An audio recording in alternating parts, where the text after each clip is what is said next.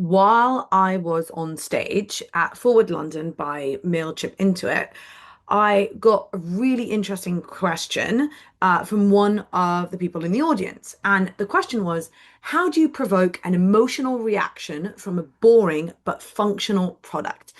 And I absolutely love this question and wanted to take it off stage and talk more about this because I get this question a lot. And I want to break it down into two parts. Part number one, how do you provoke an emotional reaction? So, the first thing I'd like to say is that it is really important to remember that we're not actually trying to provoke any emotional reaction by anyone. The whole framework of emotional targeting is the underlying fact that everyone's feeling emotional and emotions all the time towards different buying decisions. And it's our goal to relate to those emotions, to actually find out what those emotions are so that we can create better experiences for them and we can relate to them and create really just show them that we understand our prospects on an emotional level. We know what they're going through and we can create something better for them. And I think that's really important to talk about because a lot of the times when I talk about emotional targeting, people think, oh, we're trying to make people feel scared or worried, or we want them to feel elated, but that's not the point. The point isn't trying to trigger emotions, it's to actually connect to those emotions that are already there. Now, this question, which is the second part of it, which is how do I get an emotional reaction from a boring but functional product?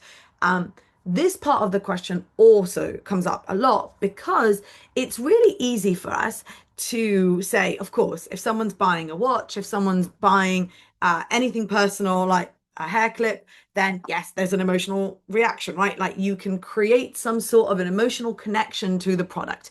But I want to argue that when you're selling B2B products, which is usually the boring product, they actually have a lot more emotions involved because when you're buying something for yourself, you only have to justify it for yourself. But when you're buying a product for a company, for a team, there's so many more emotions involved. For example, am I going to get blamed for this? Is it worth the risk? Will this actually work? What if I promise something's going to do something and then it doesn't and I look like a fool? There's all sorts of different emotional triggers involved there. And and I think it really is important to remember that. I wanted to read something from my book, Emotional Targeting. So on page 13, I kind of talk about it and I give an example. Emotional triggers have to be a strategic part of any successful B2B marketing strategy that's designed to appeal to living, breathing business decision-making humans. And when it is, magic truly happens. I know this because it's been my agency's secret sauce for a decade.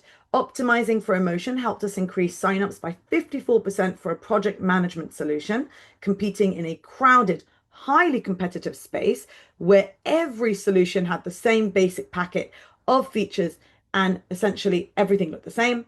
And it helped us increase organic search conversions by 72.8% for a leading identity orchestration company that sells to major global enterprises in an extremely technical space. Just quick question, quick from the book. So the reason I wanted to read this out is because I think when people talk about boring product, we really do think about like this B2B software that no one cares about. But honestly, there's so many emotions involved when you are buying a product that isn't for you and you're making a business decision. There's fear, there's risk, as I've mentioned, blame. Maybe people want to get promotion. So there's a lot of that. And as I said, I'd argue that it's the most boring product that could benefit from using emotional targeting and actually identifying what are the core emotions that your prospects feel right now or want to feel in the future.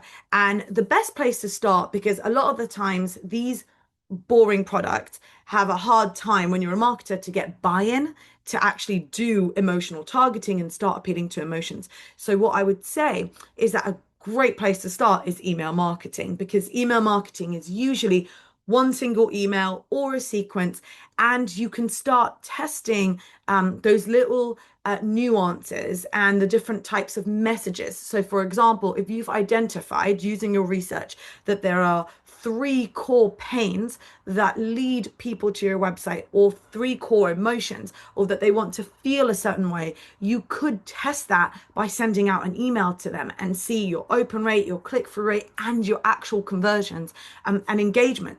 So it's a great way to get started with either email marketing or in your ads. So if you have a hypothesis that a certain emotion, for example, people are really risk averse and they're worried that they'll get blamed for something, you could test that out in an ad. So all this, just wanted to answer that great question because I hear it so many times. And if you have any more questions about this, leave it in the comments below.